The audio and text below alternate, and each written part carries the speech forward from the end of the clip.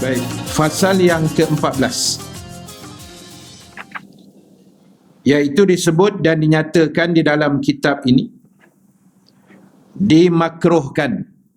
Maknanya tidaklah sampai haram, maknanya makruh sahaja, bagi seorang budak ataupun dipanggil hamba menyebut tuannya dengan Rabbiku.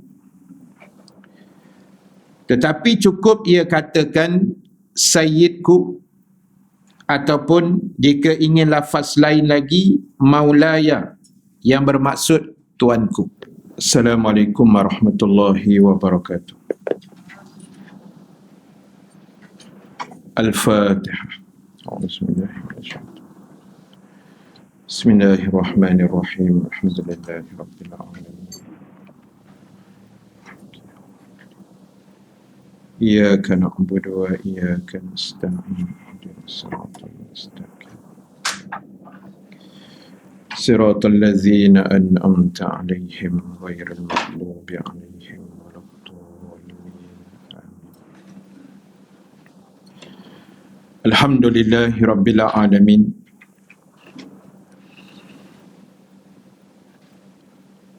Allazi hadana lihadzal Islam wa ma kunna linahtadiya laula an hadanallah. Asyhadu an la ilaha illallah wahdahu la syarika lah, wa asyhadu anna Muhammadan abduhu wa rasul. Allahumma salli wa sallim wa barik ala sayyidina Muhammad sallallahu alaihi wasallam wa ala alihi wa ashabihi ajma'in. Rabbana iftah bainana wa baina qaumina bil haqq wa anta khairul fatihin fasayakfikahumullah wa huwas sami'ul alim. Amma ba'd. Kasih pada pimpinan majlis pada pagi ini, seluruh ahli jawatan kuasa masjid, ahli jawatan kuasa Biro Muslimat, seterusnya kepada muslimin dan muslimat yang dirahmati Allah Subhanahu wa taala sekalian. Alhamdulillahi ta'ala, kita memanjatkan kesyukuran kepada Allah Subhanahu wa ta'ala. Dengan keizinannya kita dapat dipertemukan sekali lagi pada pagi ini, pada hari yang ke-15 dalam bulan Ramadan Al-Mubarak. Mudah-mudahan segala amal ibadah yang kita lakukan, khususnya dalam bulan yang penuh kemuliaan ini, akan diterima dan dimakbulkan Allah Subhanahu wa taala insya-Allah. Muslimin dan muslimat sekalian, insya-Allah pada pagi ini seperti biasa kita akan sambung perbahasan dan perbincangan kita menggunakan kitab Al-Azkar. Sambungan bacaan pada muka surat 724 kitab hijau. Lagi 644, satu lagi 588. 724 644 588. Nombor telefon. Baik, nombor telefon tak apa, jangan nombor ekor. Na'udzubillah. Baik, fasal yang ke-14, iaitu disebut dan dinyatakan di dalam kitab ini dimakruhkan. Maknanya tidaklah sampai haram, maknanya makruh sahaja, bagi seorang budak ataupun dipanggil hamba menyebut tuannya dengan Rabbiku. Tetapi cukup ia katakan Sayyidku, ataupun jika ingin lafaz lain lagi, maulaya, yang bermaksud tuanku. Bagi seorang tuan pula, makruh, sama jugalah, makruh tidaklah sampai kepada haram, namun elok dielakkanlah. Memanggil hambanya dengan perkataan abdiku. Abdiku, maksud dia hambaku. Macam tu. Bagi lelaki, dan amahku kalau perempuan. Amah ni kadang kita guna kan, perkataan amah tu dalam bahasa Melayu kita. Kalau lelaki, abdiku, kalau perempuan, amahku. Tetapi sebaliknya menyebut fataya. Ni bukan nasi goreng tu nasi goreng Pattaya. Pagi-pagi dah cerita masalah betul. Fataya. Fataya maknanya bagi lelaki lah. Betul. Bagi lelaki, dan fatati kalau perempuan. Fataya, fatati ni maksud dia macam budak perempuan lah. Macam tu lah lebih kurang maksud dia. Budak lelaki, budak perempuan, macam budak suruhan macam tu. Ataupun ghulamku. Ghulamku. Baik. Tuan-tuan ibu-ibu sekalian, mungkin tajuk kita ni orang kata sangat apa dipanggil, dalam masyarakat kita ni kurang lah benda-benda macam ni. Tapi sebab kitab ni dah tulis, so kita baca lah. Maknanya bagi seorang hamba, dia tidak digalakkan memanggil tuannya dengan Rabbiku. Rabbi ni kalau kita tengok Rabbul Alamin ataupun Rabbil Alamin. Rabb tu kalau terjemahan maknanya penguasa atau pendidik. Yang kita panggil murabbi itulah. Murabbi itu pendidik lah. Orang yang mendidik masyarakat. Ataupun pendidik dalam masyarakat dipanggil murabbi. Jadi Rabbiku maknanya tuan aku lah, lebih kurang maksudnya. Cuma dia berkait dengan kalimah Rabb tu pada Tuhan. Itu ada huraian nanti. Dan begitulah sebaliknya, kalau nak panggil pun boleh panggil Sayyid ataupun Maulaya. Maulaya maknanya tuanku lah. Maulana pun lebih kurang maksud dia begitu. Dan bagi hamba pula, bagi tuan pula, memanggil hambanya jangan panggil dengan abdi, sebab abdi ni dia sebenarnya lebih rojok pada hamba Allah. Itu nanti ada huraian juga sikit. Dan begitu juga dengan amah. Tetapi dia kena panggil yang sebaiknya fataya ataupun fatati ataupun ghulam. Ghulam ni kalau ghulam ni dia lebih kepada budak lelaki lah, kanak-kanak lelaki. Kalau kita baca dalam hadis, dalam satu hadis Ibnu Abbas, Nabi pernah panggil dengan perkataan ya ghulam. Ya ghulam. Ghulam ni lah, ghulam ni. Ghulam dengan ulam jauh bezanya. Pagi ni dia kona ke situ. Dia banyak berkaitan dengan pemakanan, tuan-tuan. Bawa tenang. Baik. Ghulam ni kalau macam Nabi panggil Ibnu Abbas kan, ketika dia naik atas, tak tahulah unta ke kuda ke keldai, tak pastilah. Cuma Ibnu Abbas menceritakan, pernah aku membonceng di belakang baginda. Nabi bawa tunggangan binatang tu, Ibnu Abbas duduk belakang, dia peluk belakang Nabi lah. Untung dia. Dia masa tu budak kan, dia sepupu Nabi. Lepas tu Nabi sambil naik kenderaan itu, Nabi berkata, ya ghulam, inni u'allimuka bikalimat. Panjanglah hadis tu. Yang jagalah Allah, Allah menjagamu. Yang itulah hadisnya. Bila naik atas kenderaan di belakang Nabi, kemudian Rasulullah memanggil aku, ya ghulam. Ya ghulam ini sebenarnya perkataan bahasa Arab yang memberi maksud wahai anak yang disayangi. Dia memang lembut lah. Ya ghulam ni bahasa yang sangat lembut, tapi kita memanggil kepada seorang kanak-kanak, tapi dia bukan anak kita. Kalau anak sendiri, dia panggil ya bunayya. Dia ada dua. Satu ya ibni. Kalau Arab Mesir panggil ya beni. Ya beni dia panggil. Ya ibni ni bunyi dia kalau Arab tu, kalau kita kasar lah. Kasar. Oi budak. Macam tu. Oi anak. Dia kasar sikit. Kalau ya bunayya, wahai anak kesayanganku. Tu paling lembut lah. Macam Luqmanul Hakim kan. Dia panggil anak dia dalam surah Luqman. Kalau ya ghulam, panggilan paling lembut juga, tapi bukan untuk anak. Mana untuk budak-budak lah. Ya ghulam, ya ghulam. Itu memang Nabi pernah panggil Ibnu Abbas. Masa di atas kenderaan itu. Baik, sambung hadis. Daripada Abu Hurairah radhiyallahu anhu,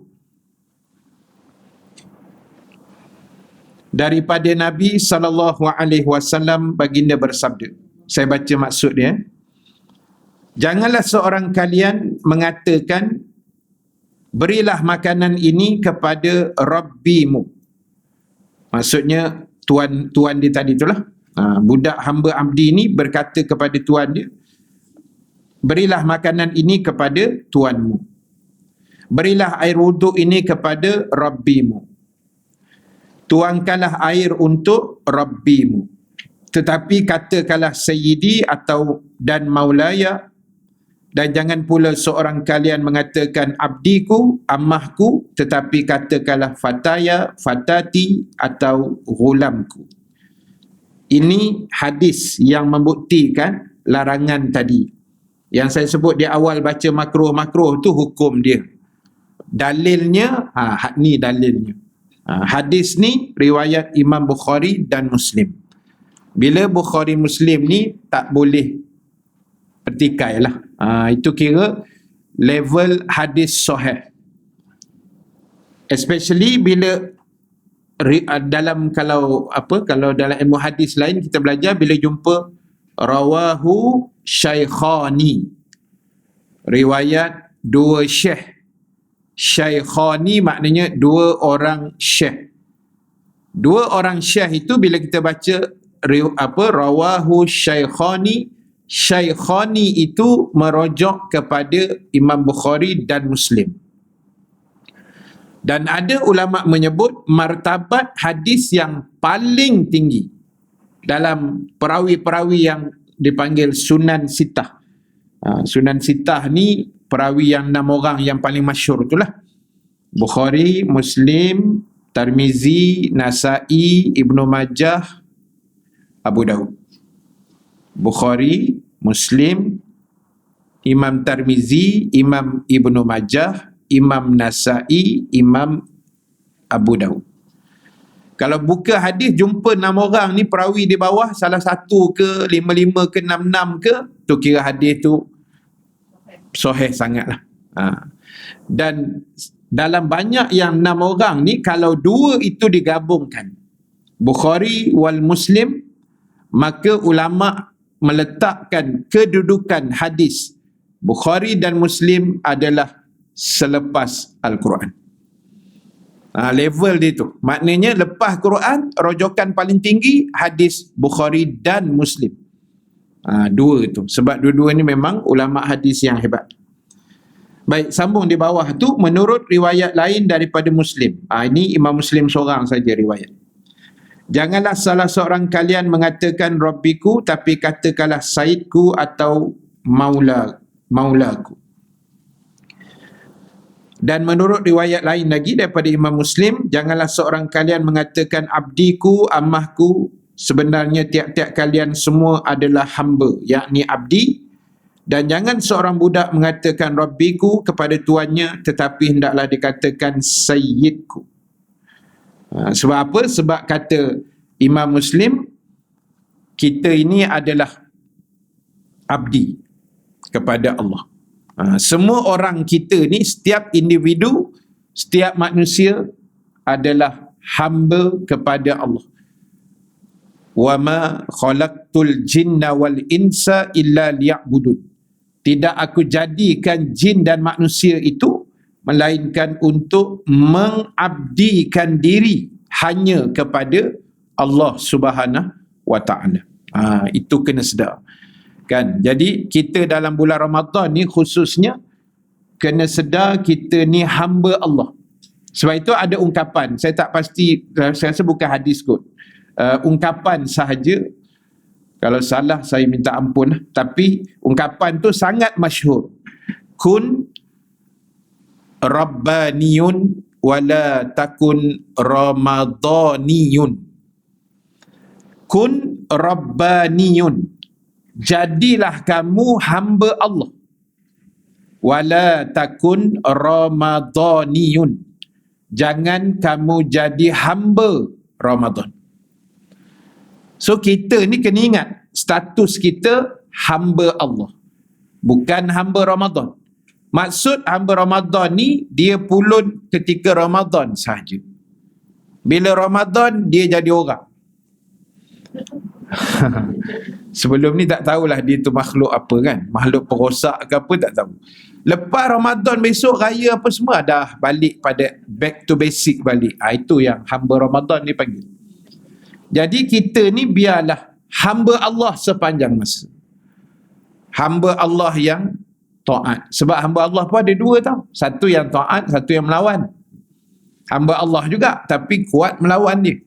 Jadi kita pilih diri jadi hamba Allah yang taat, insya-Allah. Dan saya yakin yang hadir, yang menonton semua ni, semua yang taat insya-Allah. Amin ya rabbal alamin. Baik, sambung lagi. Satu lagi riwayat Muslim, janganlah salah seorang kalian mengatakan abdiku dan ammahku, setiap kalian adalah abdi Allah dan setiap wanita kalian adalah ammah, yakni maksudnya hamba-hamba Allah perempuan. Tetapi katakanlah gulamku ataupun jariahku atau fataya atau fatati. Sedap pula bunyinya. Fataya, fatati. Macam pelat cerita Piramli je kan. Pelatuk, petola apa benda tu. Jadi gulamku tadi saya dah hurai maksud dia. Untuk budak lelaki dia panggil gulam. Jariah ni untuk budak perempuan. Jariah ni hamba perempuan lah. Istilahnya jariah. Kalau yang salah seorang isteri Rasulullah tu namanya Juwairiyah. Jangan salah sebut pula. Kan, jariah ni hamba perempuan lah, budak suruhan perempuan. Baik, para ulama berkata, ini huraian dia sikit tadi. Ar-Rabbu, alif lam ra ba. Yang diawali atau dimulai dengan huruf alif dan lam. Dipanggil, kalau bahasa Arab dipanggil isim ma'rifah. Mana-mana yang ada nama yang di depannya ada alif dan lam, itu dipanggil isim ma'rifah. Ma'rifah ni yang dikenali, maknanya dikhususkan. Itu dipanggil ma'rifah lah. Contoh Ar-Rabb, itu sebenarnya lebih untuk Allah sahaja. Sebab itu kita tak boleh guna Rabbi ku, tak boleh kan. Kecuali yang boleh nanti dia bagi contoh. Tidak boleh digunakan hanya untuk menyebut Allah semata-mata. Sebab kalimah tu gunanya untuk Allah sahaja, kerana artinya adalah Tuhan atau penguasa. Adapun lafaz Rabbu yang tidak ada alif lam tadi, yang Ar-Rabb tu ada alif lam, kan. Tapi kalau ra dengan ba saja, dia tidak ada alif lam yang mendahuluinya, maka ia dihubungkan di belakangnya dengan kata lain yang bermaksud pemilik. Boleh guna sebab dia akan membawa kepada perkataan yang tidak memberi maksud kepada Allah, tapi lebih maksud pemilik. Pemilik lah, yang memiliki. Contoh dia kata Rabbul Mal. Rabbul Mal makna pemilik harta. Kalau kita pergi keluar ni sekarang, habis kuliah sekarang, kita semua keluar, ni kereta saya Ustaz, saya adalah Rabbus Sayyarah, pemilik kereta. Macam tu. Pemilik. Rabb tu makna pemilik. Dia boleh disambung dengan perkataan lain di belakang, dia dah tak jadi Tuhan lah. Dia jadi balik kepada makhluk balik. Termasuk Rabbud Dar, pemilik rumah.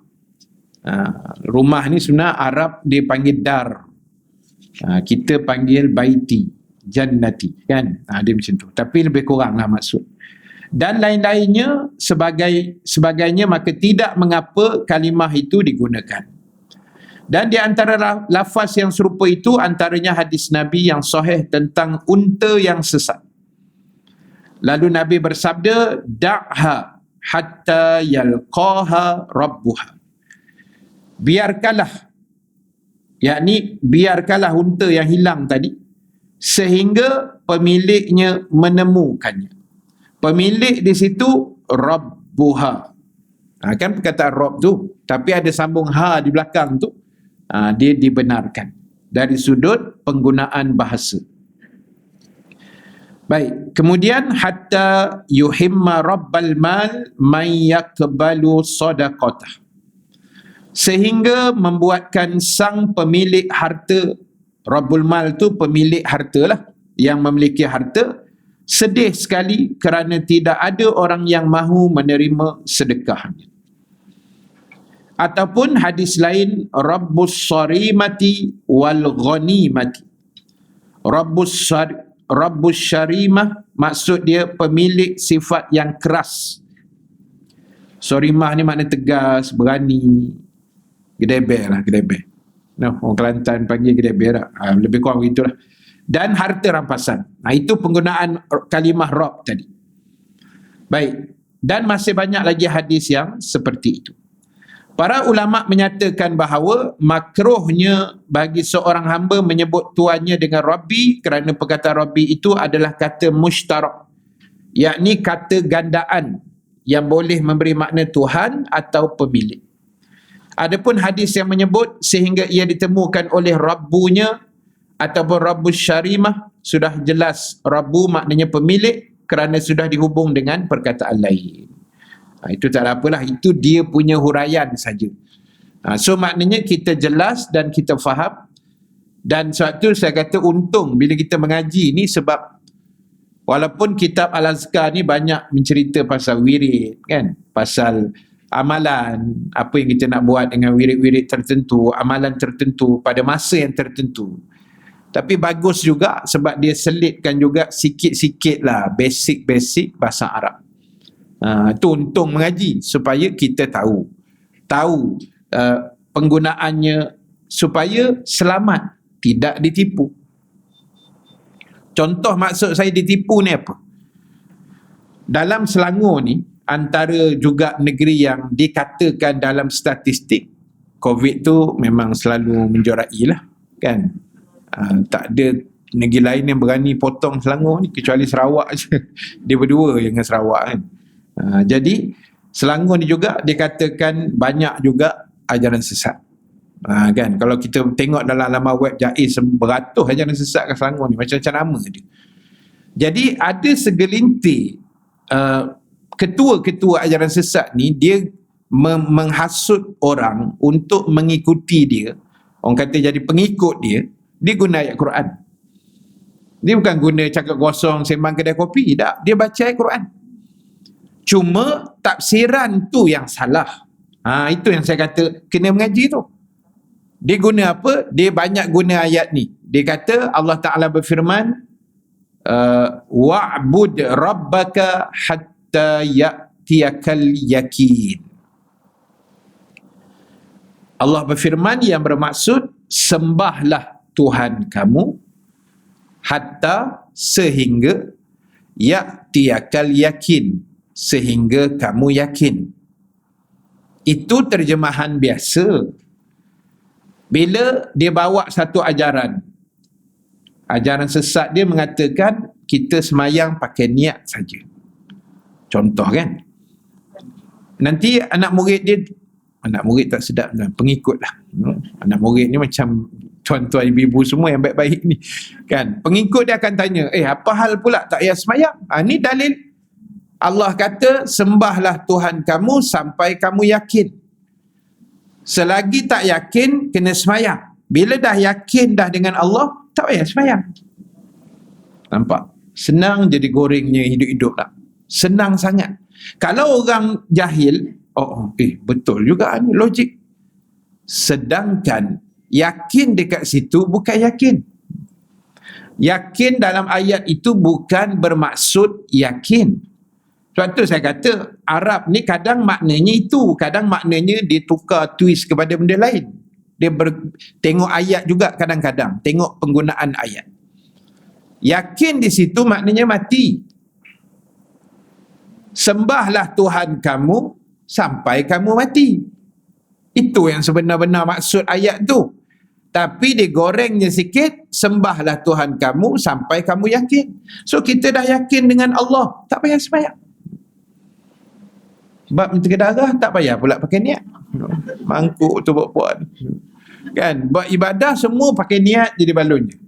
Bak makan tahu pula. Kan, cedok nasi masuk ke mulut. Cabuk tu buat-buat ni. Gerah betul tuan. Jadi yakin situ maksudnya mati. Sebab apa? Yakin itu disandar dengan mati. Sebab kata ulama tafsir, bila kita dah mati barulah sebenarnya betul-betul kita yakin jumpa Allah. Itu huraian dia. Tapi bila orang dengar-dengar sekali gitu, betul Tok Guru kita ni. Tu yang bahaya tu. Jadi sebab tu saya kata tadi, untung tuan-tuan, ibu-ibu dan semua sahabat yang mengaji menonton ni, supaya kita ada sandaran. Orang kata sikit-sikit ada ilmu pun tak apa. Kan, yang penting tahu. Pentingnya mengaji, especially belajar bahasa-bahasa lain. Bahasa Inggeris ke, macam ibu-ibu semua bahasa Inggerisnya hebat-hebat kan. Macam saya tak pandai sangat bahasa Inggeris. Saya boleh lah 1-2 perkataan I love you, macam tu boleh lah. Kan? Yang tinggi-tinggi apa A-level apa memang aku tak reti lah. Kan? Sikit-sikit boleh lah. Bahasa Arab boleh lah sikit-sikit. Kan? Nak bergaduh dengan Arab tu boleh lah. Jadi tuan-tuan, ibu-ibu sekalian, Nabi suruh belajar banyak bahasa supaya ilmu bertambah satu dan tidak mudah ditipu. Itu sebenarnya. Kan, kita ada katalah sebahagian kita mungkin ada saya rasa kan yang pandai cakap Cina, bahasa Mandarin. Mungkin sekolah rendah di sekolah Cina ke apa kan. Baguslah.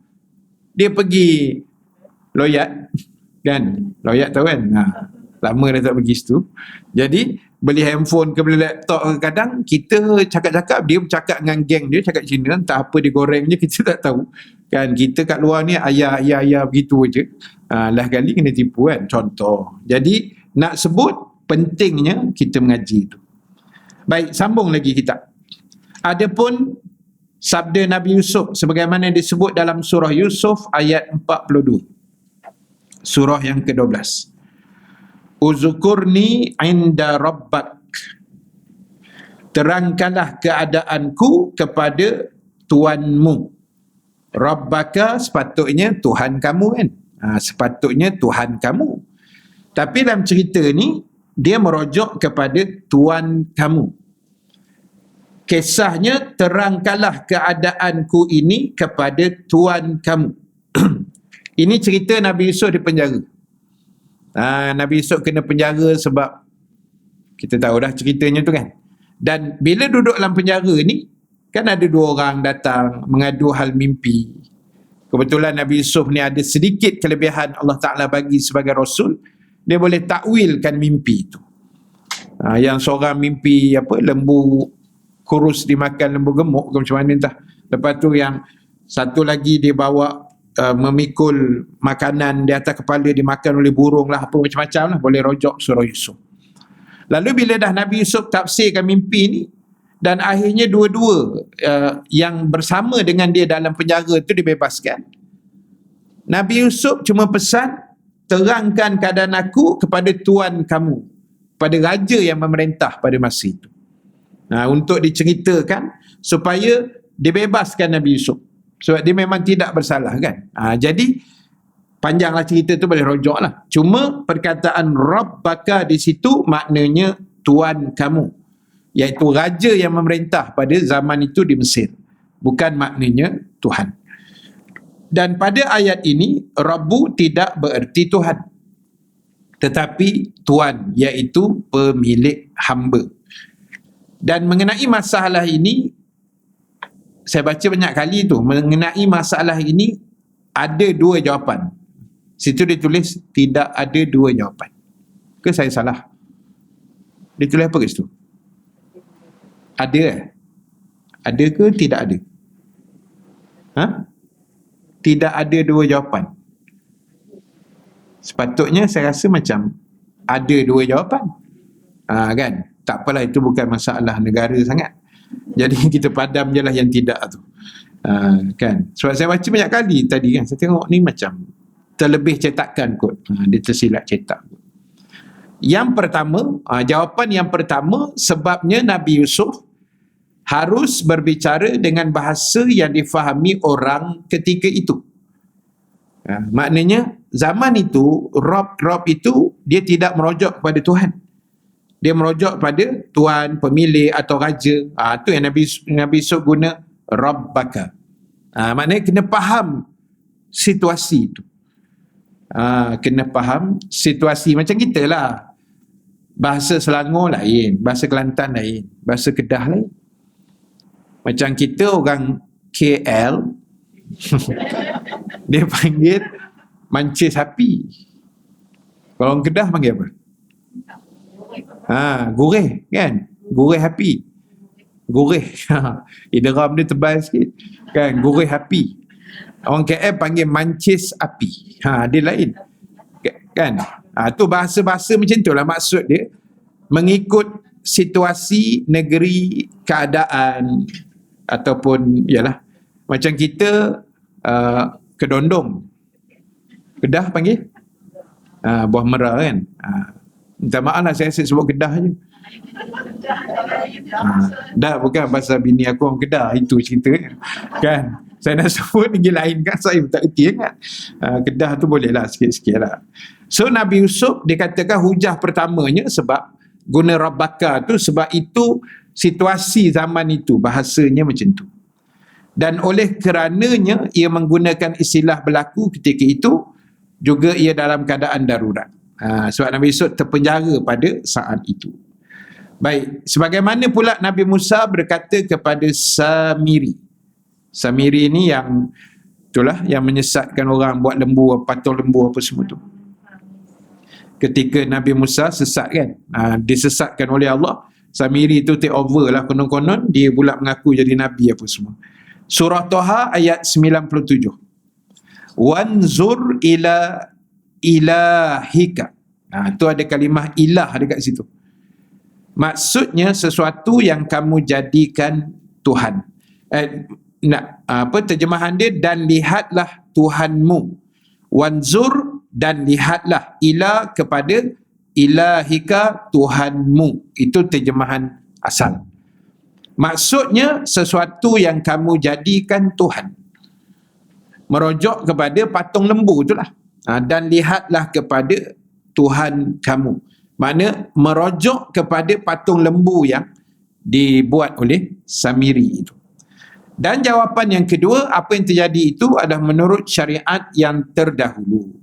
Sedangkan syariat terdahulu itu tidak menjadi syariat kita. Apabila ternyata syariat kita bertentangan dengan syariat yang terdahulu. Dan tentang hal ini tidak ada perselisihan di antara ulama. Mereka berselisih pendapat pada syariat terdahulu apabila syariat itu tidak mendukungnya atau tidak pula menentangnya. Apakah ia terjadi syariat kita, apakah ia menjadi syariat kita atau tidak. Itu tak ada apa tu, jangan pening-pening kan. Syariat jadi ke tidak, sama ke tidak, itu tak fikir. Sebab syariat tiap-tiap Nabi ni Allah buat tidak sama, berbeza-beza. Allah buat beza-beza. Nabi Adam lain syariat dia. Syariat ni makna cabang syariat. Selalunya yang berbeza tu cabang-cabang syariat. Syariat asasnya sama. Sembah Allah, jauhkan tagut atau syirik dan sebagainya. Cabang tu beza sikit. Contoh zaman Nabi Adam boleh kahwin adik-beradik. Sebab tak ada orang lain masa itu. Tengok kiri kakak, tengok kanan abang, tengok belakang adik kan. Semua kembar-kembar adik-beradik. Tak ada orang lain. So tak berkembang zuriat kalau tidak berkahwin. So kahwinlah adik-beradik masa itu. Tapi ada syarat lah. Bersilang-silang tu kan, kembar-kembar tu disilangkan. Tu yang Qabil bunuh Habil tu, pasal tak puas hati kan. Jadi syariat zaman kita Nabi Muhammad dah tak boleh pula adik-beradik. Itu maksud. Zaman Nabi Adam, zaman Nabi Musa, syariatnya kalau nak bertaubat, bunuh diri. Faqtulu anfusakum, bunuhlah diri kamu, zalikum khairul lakum, itu adalah lebih baik bagi kamu, inda bari'ikum, di sisi Tuhan kamu, fataba alaikum, maka dia akan ampunkan dosa kamu. Zaman Nabi Musa, kalau rasa bersalah, berdosa, nak bertaubat, bunuh diri. Cuma ulama' ulama' bincang dua cara bunuh diri itu. Sama ada dia sendiri yang bunuh diri dia. Pergi kedai 7-Eleven pula. Pergi kedai zaman tu mana ada 7E. Pergi kedai beli racun tikus. Contoh kan. Lepas tu sahur campur sekali. Kan, bunuh diri, mati. Allah terima taubat. Satu lagi cara, orang yang bunuh dia. Bukan dia bunuh diri dia sendiri. Ini pandangan ulama' lah zaman tu. Kita yang serabut pula mikir. Kan? Sebab bukan zaman kita tuan-tuan. Sebab itu manusia hari ni dia jadi semak perut, serabut otak sebab mikir benda yang tak sepatutnya dia fikir. Tak payah fikir COVID. Bukan maksud saya tak payah fikir tu tak payah ikut SOP. Saya kata tak payah fikir. Apa yang ada kita hadap aja. Hadap. Sebab dah setahun setengah, dekat 2 tahun dah kita hadap. Kan? Ikut je apa kerajaan kata, pemerintah kata, ikut. SOP ikut. Kuliah 20 minit, kalau malam-malam ikut. Jangan fikir bila Ustaz COVID nak selesai. Dia pula mikir kan. Sampai tak datang kuliah. COVID punya penangan dia fikirnya kan. Tak payah fikir yang tu. Allah kata kun fayakun besok, sampai masa hilang lah dia. Kalau tak hilang pun tak hilang lah. Biarlah kat dia. Yang penting dia yang kacau kita sudah. Kan? Jadi ada orang dia suka mikir yang tidak-tidak. Macam mana zaman Nabi Musa bunuh diri boleh taubat, zaman kita dosa besar Ustaz.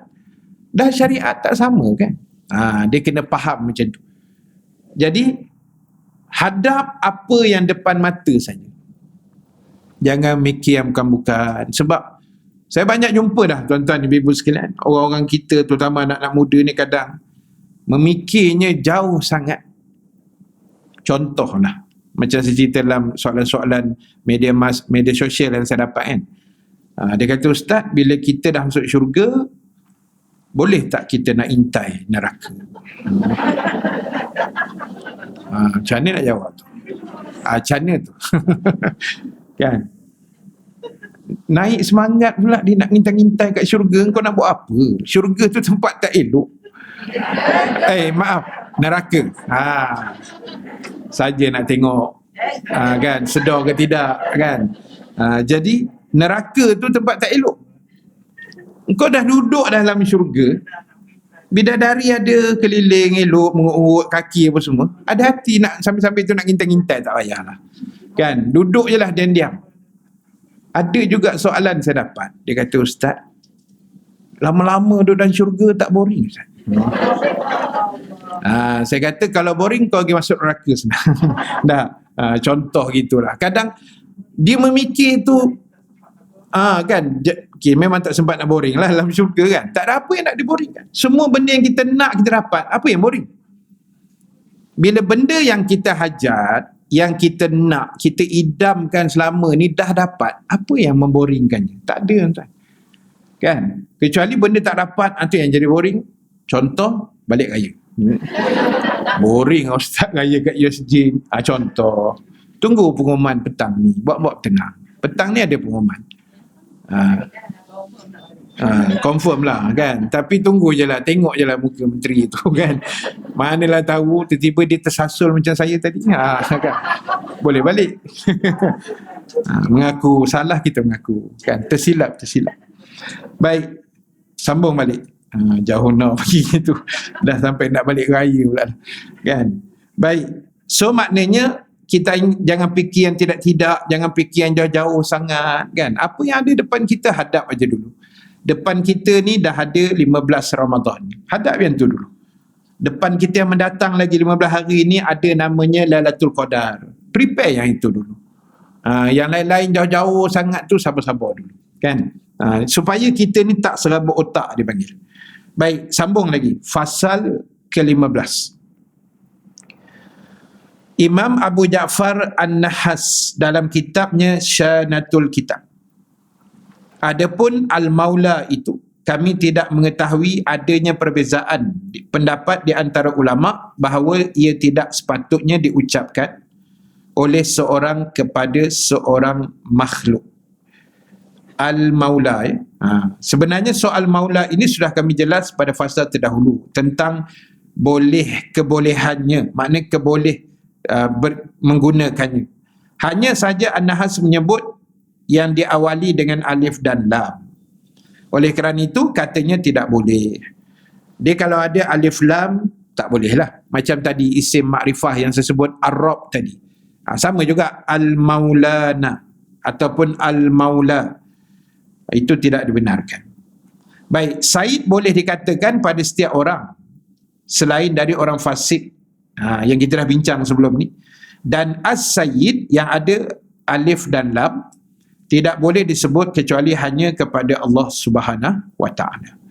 Menurut pendapat yang lebih sahih, tidak ada salahnya seorang menyebut dengan menggunakan Al-Maula ataupun As-Sayyid dengan syarat tersebut di atas. Jadi ini hanya perbahasan, perbincangan.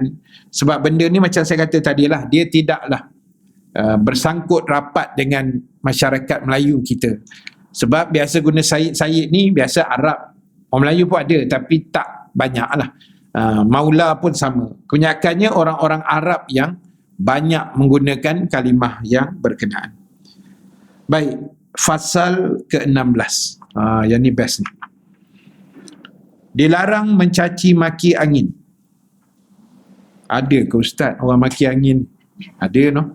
Ada, jangan cakap tak ada. Baik, dilarang mencaci maki angin pada bab bacaan apabila angin bertiup. Bila angin bertiup, jangan dimarah angin tu. Kan? Kadang kita ni dah panas minta angin pula. Bila angin datang dah bising-bising pula kan. Dia maki-makinya angin tu. Telah disebut dalam 2 hadis yang melarang mencaci maki angin, dan penjelasan kedua hadis tersebut tak ada lah. Hadis tu tak ada. Hadis tu dah hurai sebelum ini. Bawa tenang. Baik, fasal yang ke-17. Betul kan? Memang tak ada tulis tu kan? Okey. Yang penting jangan dimaki angin tu. Jangan dimarah. Ribut kot mana pun jangan dimarah angin, sebab dia ikut perintah Allah. Kan? Angin apa benda makhluk semua ikut perintah Allah. Hujan ribut ke, angin putih beliung, itu Allah suruh. Dia ikut je. Allah kata kau gulung kutub utara lah kan. Jangan sebut sini pula. Kutub utara dia gulung gitu. Dia buat kerja dia. Jadi kita jangan marah dia sebab dia makhluk Allah, dia taat, makhluk yang taat. Kan. Jadi bila nampak ribut ke, hujan batu ke apa, doa je lah. Kan Nabi dah ajar doa-doa hujan, doa angin, kan semua dah ada benda-benda tu. Sebab tu saya kata baiknya Allah pada kita ni tuan-tuan ni ibu sekalian, kadang-kadang kita tak perasan baiknya dia tu. Kadang kita ingat, kadang kita nampak, kadang kita tak perasan. Macam hujan yang turun daripada langit. Saintis buat kajian, kelajuan hujan tu masa dia turun tu hampir mencecah 500 km sejam. Tapi kenapa kepala kita tak berlubang? Betul tak? 500 km sejam, jangan buat pasal. Kereta tuan-tuan ibu-ibu kat luar tu berapa laju sangat kita bawa. Kan? Saya tengok kereta hebat-hebat lah kat luar tu kan. Bersusun. Cantik lah. Jadi kereta kita kadang kita bawa 200 km sejam. Kadang-kadang lah. Ada masa-masa emergency tu. Jadi bila 200 ni rasa dah laju sangat, aksiden, adat dia matilah. Adat dia matilah. Bayang 500 km sejam air hujan turun ni. Permulaan dia turun daripada awan hitam, kumulus. Kumulus ke apa dia panggil? Kumus ke kumulus saya tak tahulah. Lebih kurang lah. Jadi 500 km sejam dia punya speed. Tapi sampai atas kepala kita boleh buat mandi-mandi hujan bagai. Kan zaman-zaman kita kecil dulu. Pantang tengok awan gelap je. Dandan mak main kat luar je. Dah tahu dah, mak kita tahu dah mesti nak berendam dengan hujan. Kan? Steady je masa tu kan. Hari ni kena hujan 2 titik dah bersin. Silat-silat resedung terus. Kan? Silat ke mana tak tahulah. Jadi jangan dimarah hujan ke angin ribut, semua jangan dimarah. Baik, fasal 17, dimakruhkan memaki penyakit panas ataupun demam panas. Demam pun jangan dimarah, demam tu. Daripada Jabir bin Abdullah radhiyallahu anhu, inna Rasulullah sallallahu alaihi wasallam dakhala ala Sa'ib awil Musayyib faqala ma laki ya Sa'ib ya Musayyib tuzaf zifina qalat al-humma la barakallahu fiha faqala la tasubbu al-humma fa innaha tuzhibu khataya bani adam kama yuzhibul kiru khabathal hadid. Sesungguhnya Rasulullah sallallahu alaihi wasallam berkunjung ke rumah Sayyib atau Musayyib. Itu nama dia lah, Musayyib ataupun Sayyib. Orang yang sama. Maka baginda bersabda, apa sebabnya engkau wahai Sayyib jadi menggigil? Orang demam kan menggigil kan? Orang Melayu panggil demam kura, menggigil. Lalu ia menjawab, demam. Semoga Allah tidak memberikan berkah padanya. Dia maki demam tu. Kan? Dia demam gigil menggeletok. Nabi tanya pasal menggeletok, dia kata demam. Tak, dan Nabi cakap, dia tembak pula demam tu. Dia kata semoga Allah tidak memberkati demam ini.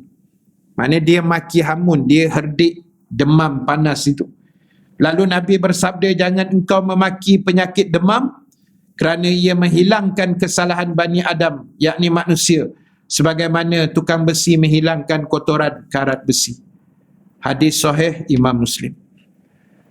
Tengok, sekali lagi Allah Ta'ala bertindak pada kita untuk menjadi asbab penghapus dosa. Sebab tu saya sebut banyak kali, Allah ni sebenarnya dia sangat sayang pada kita semua. Tak keterlaluan lah kalau saya berani cakap, Allah ni sebenarnya dia nak semua orang masuk syurga sebenarnya. Sebab Allah ni dia dah tunjuk jalan. Ini jalan syurga, ini jalan neraka. Kamu pilih saja. Allah nak kita masuk syurga, tapi dah ada orang dia kona belah neraka juga. Dia pilih jalan tak elok. Dia yang pilih. Allah bagi kebebasan memilih. Bukan Allah paksa engkau syurga, engkau neraka, bukan. Dalam akidah Ahli Sunnah wal Jamaah, kita bebas memilih dengan izin Allah. Jadi pilihlah jalan yang baik. Tapi ingat, setiap apa yang menimpa kita, kita fikir sahaja itu kafarah dosa. Terantuk kepala ke, Allah sayang aku. Dia nak suruh kita ingat dia. Kan selalu bila Allah, kan terantuk Allah, tersepak batu Allah, tercocok duri pokok bunga ros Allah. Kan kemah-kemah petang-petang menunggu buka tu kan. Siram-siram bunga. Jadi macam-macam. Bayang saja itu kita anggap tak apa, Allah sayang aku, dia nak bagi aku pahala, dia nak hapuskan dosa aku. Cukuplah. Itu boleh menenangkan jiwa kita sebenarnya. Kan? Mungkin ada yang tahu, mungkin ada yang tak tahu kot. Kita ceritalah sikit. Hari Senin minggu lepas saya jatuh motor sebenarnya. Jatuh motor. Innalillahi wa inna ilaihi raji'un. Jadi saya dah seminggu dah sebenarnya sembahyang duduk. Allah cabut sikit nikmat sujud tu, tak boleh sujud atas lantai. Saya sembahyang berdiri, masa rukuk okey, masa nak sujud tu saya duduk lah. Kan? Jadi saya punya ni belah kiri punya keting apa orang panggil, tulang yang depan tu, bahagian kaki tu, belakang betis kan, depan dia tu tulang kering orang panggil. Tulang kering. Jadi dia lebam, dia luka, lepas tu sampai sekarang ni dia masih sakit lagi. Jadi jatuh tu dengan Bambam tu lah. Bambam dengan anak saya yang kecil tu, Saya jatuh dengan dia. Saya pergi hantar dia sekolah naik motor. Pagi hantar naik motor sebab jalan jam sikit kan. Jadi memang hari itu memang Allah lupakan saya sebenarnya. Dia jadi sampai masa lah benda nak jadi, Allah dah takdir hari ni kau jatuh. Naik motor skuter ni besar dan berat, sama saiz dengan tuan badan lah. Dia panggil robust skuter, dia panggil pemilik skuter kan. Jadi sampai depan pasti sekolah dia tu, mati enjin. Dia berdiri kat depan kan, mati enjin. Lepas tu saya angkat dia, saya letak dalam keadaan saya lupa tongkat motor. Saya lupa stand. Jadi selamatlah dua beranak ni tumbang dengan jayanya kan, tumbang. Jadi kaki saya tu saya tak pasti sama ada kena 4 motor ataupun kena divider tepi jalan tu lah. Tapi yang alhamdulillah syukur tu sebab anak tu tak ada apa-apa. Saya tengok muka dia pucat lah sebab jatuh kan, cuma kopiah je sengit sikit, lain tak ada apa-apa. Lepas tu cikgu dia ambil masuk sekolah. Bila balik tengah hari, Umi dia tanya, kau okey ke? Fakir okey, tapi ayah teruk tu kesian kat ayah gitu. Oh ya ke? Fakir okey, macam mana kau okey pula? Sebab Fakir jatuh atas perut ayah. Kurang asam tu budak ni. Tapi memang betul lah kan. Dia jatuh atas tilam empuk download pillow ni, memanglah kau selamat dengan izin Allah kan. Pasal masa jatuh tu kita peluk dia je. Saya teringat dia, apa-apa hal dia dulu kan. Memang sedap lah kau jatuh atas tilam empuk tu. Tu yang dia kata Fakir tak ada apa-apa katanya. Belagak lah tu kan. Jadi dah seminggu ni memang atas kursi lah. Terawih ke apa semua atas kursi. Jadi saya fikir satu je, bila jatuh tu alhamdulillah kan, Allah nak bagi kafarah dosa. Saya bayang itu je lah macam yang Rasulullah ajar kita. Dia nak suruh kita ingat dia lebih, dosa kita pula banyak, macam-macam dosa. Jadi itu salah satu cara. Dan hebatnya Allah ni sebenarnya, bila orang istighfar minta ampun pun dia ampunkan. Bila dia bagi kita dengan ujian-ujian macam tadi, jatuh lah, tersepak, tergantuk lah, terkena duri lah, apalah, apa dosa juga. Lagi hebat lagi kata ulama, kita tak minta apa-apa pun dia hapuskan dosa kita. Itu lagi hebat. Ambil wuduk pun apa dosa kan. Setiap air yang mengalir tu kan, Nabi kata air menitik tu menghapuskan setiap dosa kamu. Baik Allah ni sebenarnya, sangat baik. Tapi kadang-kadang kita pula buat kelaku tak elok pada dia. Itu masalah dia. Jadi sebab itulah tuan-tuan, ibu-ibu sekalian, tugas kita faham. Sebab tu kena mengaji. Bila mengaji tu baru dia faham, ada ilmu.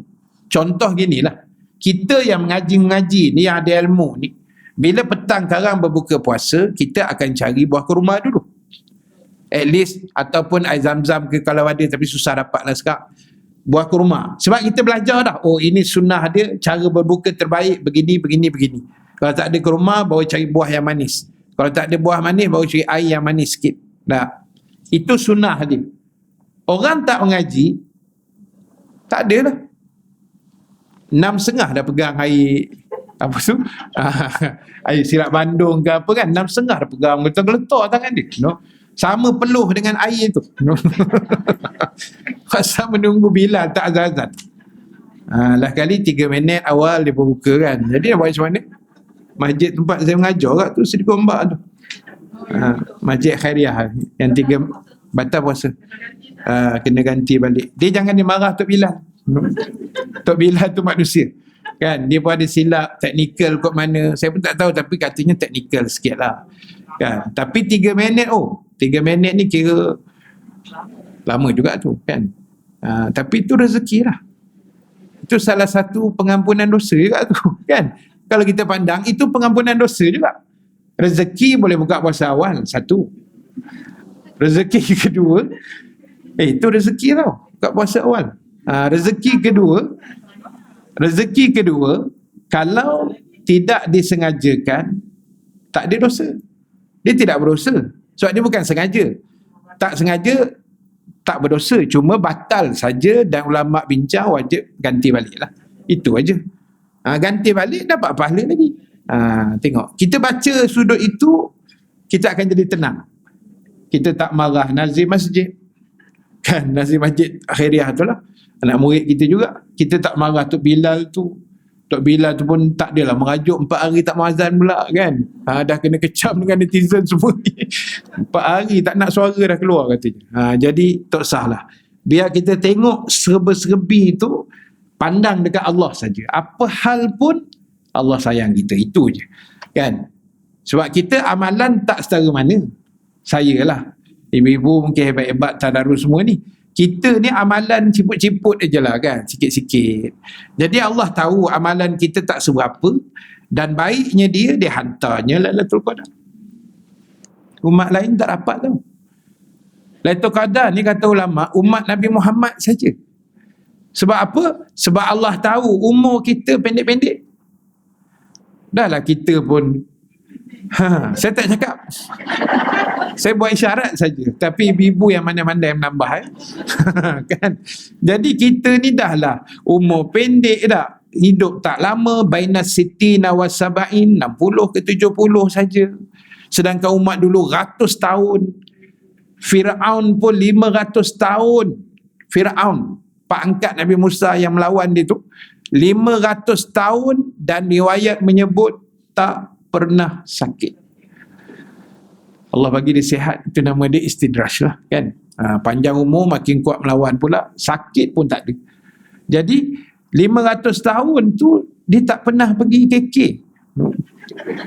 klinik kesihatan, kan. Tak ada kad kuning macam kita melonggok-longgok ambil ubat 3 bulan sekali, 1 baldi tu kan. Firaun tak ada yang tu, dia sihat aja. Kan, dia melawan. Jadi itu benda dia, kita kena faham tak. Jadi sebab itu kita ni janganlah melawan. Allah dah bagi 1001 nikmat. Kan, jadi gunakan baik-baik, insya-Allah. Mudah-mudahan Allah akan beri kebaikan pada kita. Baik, saya nak habiskan satu lagi, nombor fasal ke-18. Dilarang memaki ayam. Kita tahu kedarah ayam je kan, lepas tu maki ayam tu. Baik, daripada Zaid bin Khalid Al-Juhani radhiyallahu anhu, ia berkata Rasulullah sallallahu alaihi wasallam bersabda, la tasubbud dika fa innahu yuqizu lis-salah. Janganlah kalian memaki ayam kerana ia membangunkan orang untuk mendirikan solat. Sekarang ni siapa bagus lagi? Orang yang maki ayam ke ayam tu lebih bagus? Ayam lah. Lepas tu jangan maki ayam. Ayam ni pagi-pagi berkokok dia, tak siapa suruh. Kita yang beli ayam pun tak pernah bercakap dengan ayam kita, besok pukul 4.30 kau berkokok tau, orang kejut aku dengan family aku ni. Tak pernah. Tapi elok yang 4.30 kan bunyi, pukul 5 kan bunyi, pukul 6 kan bunyi dia. Yang kita pula memekak je ayam ni. Padahal ayam tu langsung kita bangun. Kalau dia boleh bercakap, habis kita pun kena maki agaknya dengan ayam tu kan. Itu ayam. Samalah dengan apa yang dipesan oleh Luqmanul Hakim. Apa kata Luqmanul Hakim pada anak dia, merangkap kepada kita lah pesanan itu. Luqman kata, wahai anak kesayanganku, janganlah sampai engkau menjadikan ayam jantan itu lebih cerdik daripada kamu. Di saat dia berkokok, engkau masih dalam selimut. Siapa kata? Luqmanul Hakim. Nampak? Tak payah guna alam telefon, tak payah. Ayam ada. Kan? Original punya. Tapi di bandar ni payahlah nak dapatnya. Zaman-zaman kita kampung dulu, memang kerap lah. Kan, sampai begini tidur. Tutup telinga, ayam punya kuat dia berkokok dah. Jadi jangan dimaki hamun ayam tu. Sebab ayam pun serupa, ayam ke anjing menyalak ke keldai berbunyi himar ke apa, dia ikut perintah Allah. Dan ada pandangan ulama mengatakan itulah zikir haiwan. Dia berkokok tu itulah zikir daripada Allah. Anjing menyalak tu itulah zikir dia. Rimau mengaum tu itulah zikir dia. Kan, macam-macam lah, itu pandangan ulama. Jadi sebab tu saya kata tadi, kita kena mengaji supaya kita faham, kita reti, dan kita tahu supaya kita dapat amal yang terbaik, insya-Allah. Jadi ingat, Allah anugerahkan kita dengan Lailatul Qadar tadi sebab umur kita pendek. Umur umat dulu ada yang mencecah ribuan tahun pun ada. Jadi dengan kelebihan Lailatul Qadar itu, kita dapat amalan 1000 bulan penuh. Solid 1000 bulan tau. Non-stop kata ulama. 83 tahun 4 bulan.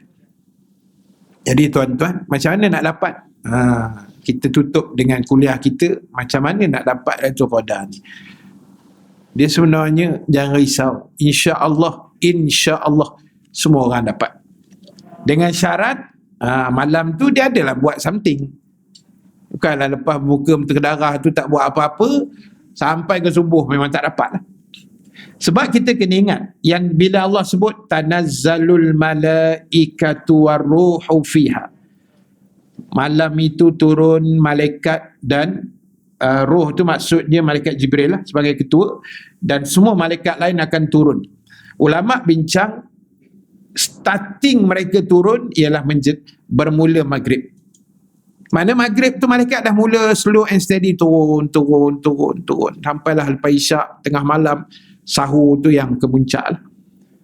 Jadi kalau apa yang kita buat malam tu, kita sembahyang maghrib, kita berbuka, kita isyak, kita tarawih, kita witir, kita baca Quran, kita infak online ke offline ke, malam pagi tu kita sahur, kita qiyam sikit 2 rakaat ke, itu yang saya kata peluang dapat tu sebenarnya cerah. Cuma kita tak tahu bila dia terjadi tu. Malam bila? Malam ganjil tu yang kuat hujahnya 10 malam akhir, malam-malam ganjil. Kan? Ada pula orang bertanya pula. Itu saya kata jangan mikir jauh sangat. Ustaz, kita Malaysia malam tu malam ganjil, malaikat turun. Amerika malam genap, Ustaz. Nampak jauh dia mikir tu. Tu jauh mikir sangat tu. Sekarang ni kau duduk Malaysia ke kau duduk Amerika sekarang ni? Kita duduk negara kita sudah mikir, malam ni malam ganjil kat USJ. Malam ganjil pulun lah sikit. Pulun lah lebih sikit malam-malam ganjil tu. Yang lain maintain lah. Malam ganjil lebihkan sikit. Jangan mikir, ni ganjil Amerika dengan kutub utara macam genap je. Takkan malaikat turun sekat-sekerat kot. Jauh pula pergi-pergi tu. Tak payah. Tu saya kata yang depan kita saja, yang jauh-jauh biarkan lantak kat dia lah. Yang mereka tu adalah nanti malaikat turun kat sana, biar kat dia. Kita ni sebab tu serabut kepala otak. Kan? Banyak mikir yang tidak-tidak. Yang tak perlu pun sebenarnya. Jadi kita fikir yang perlu kan. Fikir macam mana aku nak masuk syurga. Fikir muhasabah 15 hari dah lepas ni. Amalan kita macam mana. Semak. Tengok 15 hari dah berlalu, Quran aku okey ke tidak. Sedekah aku macam mana. Kan? Bagi makan orang berbuka macam mana. Terima kasih itu hari untuk makan. Walaupun ada teknikal sikit kan, tak apa, yang penting semua dah selamat masuk dalam perut. Terima kasih banyak yang menginfak dan memberi makanan. Jadi semak balik. Kalau rasa okey, carry on terus. Kalau rasa ada macam culang-caling sikit, ada longgar-longgar sikit skru, ketatkan untuk ke depan 15 hari ni. Ibarat macam selalu saya sebut tiap-tiap tahun, kita Ramadan ni macam lumba lari 100 meter. Lagi dekat nak sampai garisan penamat, lagi laju larinya. Kan? Mana ada orang lumba lari lagi dekat, lagi lah lenggang-lenggang kangkung pula dah kan. Lagi nak sampai garisan penamat, berjalan pula. Lagi teruk, ghostan pula ke belakang. Dah tak buat apa-apa pula dah, malam-malam akhir tu relax aja, tengok TV drama, mencintaiku ke apa ke tajuk entah kan. Contoh. Ni tuduh ustaz mesti tengok kat drama. Kan? Dan rumah kita pun ada TV kan. Jadi nak sebut lagi dekat nak garisan penamat, mana lagi nak penghabis dah Ramadan, lagi pulun lah. Itu kaedahnya. Lagi laju lah maknanya. Macam orang lumba lari 100 meter tu. Ambil konsep tu kan. Jadi ingat, insya-Allah kita pulun. Dan akhir sekali tuan-tuan, ibu-ibu sekalian, fasal ke-19 tu kita tandakan di situ. Bila jadual ni? Hari raya kot. Kena raya kot rasanya. Selepas raya lah kot. Sebab rasanya Selasa kedua tu macam hari raya je. Selasa kedua dah 11. Raya ke? Sehari dua sebelum raya. Oh, sehari dua sebelum raya. Ada kelas tak ada? Kata tak boleh balik kampung. Kita tunggu dulu keputusan. Tak apa. Kita redha je. Ada pun okey, tak ada pun tak ada masalah. Tak apa. Buat tenang. Jauh lagi jauh. Jangan fikir dulu. Sabar. Kan serabut otak. Baik. Jadi tuan-tuan, ibu-ibu sekalian, tak apalah. Yang tu ke depan besok kita tengoklah macam mana, kan? Tak ada masalah. Cuti pun tak apa. Kuliah pun jalan pun tak ada masalah. Baik. Yang terakhir, pertama sekali, sama-sama kita mendoakan. Doakan adik-beradik kita, kalau masih ada mak ayah kita, jiran kita, asatizah kita, anak murid kita, semualah. Mudah-mudahan Allah izin sihat walafiat dan dapat perhabiskan 30 Ramadan tahun ini, insya-Allah. Doa banyak-banyak. Dan yang kedua, doakan juga Allah anugerahkan kita dengan Lailatul Qadar. Seperti mana doa yang ulama ajar kita, Allahumma rzuqna Lailatul Qadri fi hazihi sanah wa fi kulli sanah. Terjemahan dia, ya Allah Tuhan kami, Engkau anugerahkanlah kami Lailatul Qadar pada tahun ini dan setiap tahun yang mendatang. Amin. InsyaAllah. Jadi selamat meneruskan amalan kita dengan ada soalan? Kita tak soalan sebab saya ni cuti. Pandai. Saya nak ada saya soalan. Soalan boleh tanya tapi jawab tidak wajib. Kalau saya boleh jawab, saya jawab lah. Ada nak soalan? Ada yang nak menjawab? Ada soalan? Ada yang berkaitan dengan puasa ke apa-apa? Semua. Satu soalan, Ustaz. Sila. Okay. Kalau tadi Ustaz kata yang isu di Gombak tu dia berbuka awal 3 minit ya? Sebab ini yang bergantung pada azan lah. Ya. Jadi dia berbuka awal, jadi kena ganti Ustaz Ya. Okey. Untuk yang sahur pula Ustaz masalah pada sahur, apa hukum puasa seseorang itu kalau dia bergantung pada azan, imsak dia langgar. Okey. Azan tu lewat 3 minit. Tadi berbuka awal 3 minit. Ni azan tak bila terlambat pula 3 minit. Azan tu dia lewat 3 minit, dia minum lagi dalam minit yang ke minit kecederaan tu lah. Okey. Dia sama juga, konsep dia sama. Dia sebenarnya kebergantungan itu selalunya pada azan. Katalah 5.57 azan subuh. Kan? Kita bergantung pada azan. Tiba-tiba hari tu Bilal pun tak tahulah silap kat mana. Pukul 6 baru azan. So, ulama sebut yakinnya kita pada masa itu sebenarnya bergantung pada Bilal. Sedangkan hakikat sebenarnya waktu sudah habis. So ada kebanyakan ulama lah dia menyebut tidak sah lah. Maknanya yang kita makan itu sudah masuk waktunya. Dia sama konsep macam, tapi berbuka lain lah. Berbuka tu dia makan awal, yang ni dia makan lewat. Jadi sebab tu pencegahan dia ialah imsak tu yang terbaik lah, kan. Walaupun ada ulama kata zaman-zaman Nabi tak adalah imsak tu, tapi tujuan dibuat oleh ulama ke belakang ni supaya berhati-hati. Apa fungsi imsak? Fungsi dia letak 10 minit sebelum bang subuh, azan subuh.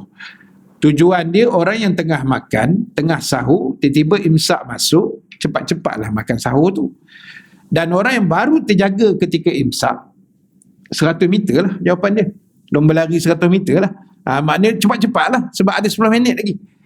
Jadi imsak ke berbuka ke mesti yakin. Kan? Mesti kita letak keyakinan. Tetapi keyakinan itu juga bergantung pada waktu yang sebenarnya.